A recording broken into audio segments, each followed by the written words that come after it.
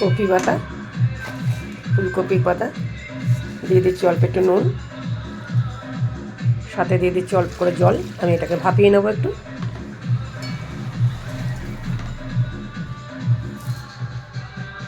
আমার এটা ভাপানো হয়ে গেছে, আমি নামিয়ে দিচ্ছি। 3টে ডিমকে আমি ভেজে নিচ্ছি।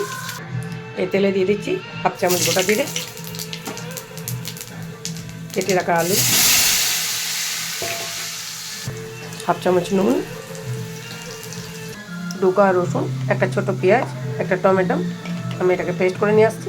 বেটে রাখা টমেটো আর পেঁয়াজের পেস্টটা দিয়ে দিয়েছি। এখানে আমি কিছু গুঁড়ো মশলা ভিজিয়ে রেখেছি, 1/2 চামচ জিরে, 1 চামচ লঙ্কার গুঁড়ো, 1/2 চামচ হলুদের গুঁড়ো। ভেজানো মশলাটা আমি দিয়ে দিচ্ছি, ভালো করে কষিয়ে নেব। আমি এটাকে বেটে নিয়ে আসবো। এই কপির পাতাটাকে রসুন, কালো জিরে, কাঁচা লঙ্কা দিয়ে দিয়েছি, নুন দিয়ে দিলাম।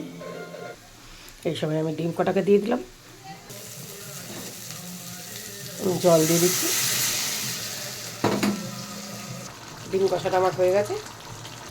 আমি এই কড়াইতে কপি পাতাটা দিয়ে দিচ্ছি, তেল দিয়ে দিচ্ছি।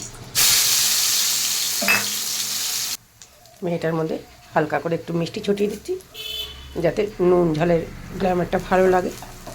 সমান সমান হবে, গরম ভাতের সঙ্গে খুব সুন্দর লাগবে। একবার খেয়ে দেখুন, ট্রাই করে দেখুন এটা এইভাবে রান্না করে। এটা টালাতে টালাতে দেখেছেন ওইটুকু হয়ে গেছে, আর একটু শুকোবে।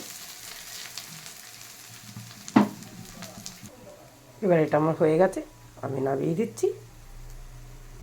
এই কপি পাতা বাটা আর ডিম কষাটা কেমন লাগলো কমেন্ট করে জানাতে কিন্তু ভুলবেন না। ধন্যবাদ।